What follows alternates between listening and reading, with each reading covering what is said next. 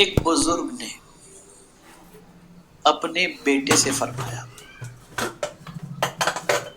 کہ بیٹے دن بھر میں جتنے بھی کام تو کر ڈائری میں نوٹ کر لے، چاہے اچھا کر چاہے برا کر، اور رات کو دن بھر کے سارے کام مجھے پڑھ کر کے سنا دینا۔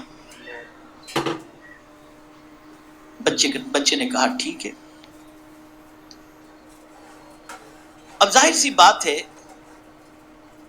کہ دن بھر کے اچھے کاموں کے ساتھ کچھ نہ کچھ چھوٹے موٹی باتیں بھی ایسی ہو جاتی ہیں جو اللہ والوں کے نزدیک گناہ میں شامل ہوتی ہے، لیکن اسے بھی اس بچے نے نوٹ کر لیا۔ لیکن جب جیسے جیسے مغرب کا وقت آتا گیا، گھبراہٹ شروع ہو گئی کہ میں اپنے باپ کے سامنے اپنے گناہ پڑھ کر کے کیسے سناؤں گا۔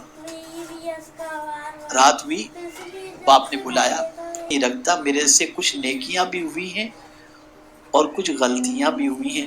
ابا میں اپنی غلطیوں کو آپ کے سامنے پڑھ کر سنانے کی طاقت نہیں رکھ سکتا، اور ہاتھ جوڑ کے ابا عرض کرتا ہوں آئندہ مجھ پر یہ رسپانسبلٹی نہ ڈالیں کہ میں دن بھر کی ساری باتیں لکھ لوں۔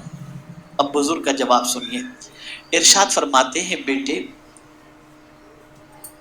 میں نے تو صرف تیری تربیت کے لیے یہ تجھے ایک دن کے بارے میں بتایا تھا کہ آج کے دن میں تو جتنی نیکیاں کر، جو گناہ ہو، سب چیزیں نوٹ کر لینا اور رات کو مجھے سنا دینا۔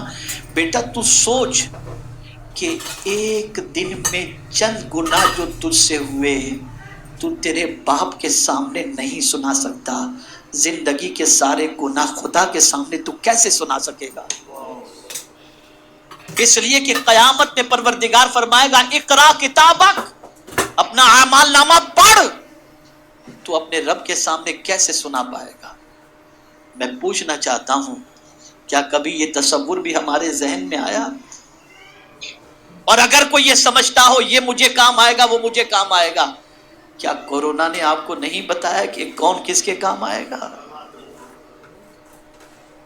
بھائی اگر کورونا ڈیٹیکٹ ہو گیا تو بھائی پوچھنے جانے کے لیے تیار نہیں کہ کہیں کورونا چپک نہ جائے، میتوں کو دفنانے کے لیے جانے کو تیار نہیں، چہرہ دیکھنے کے لیے تیار نہیں۔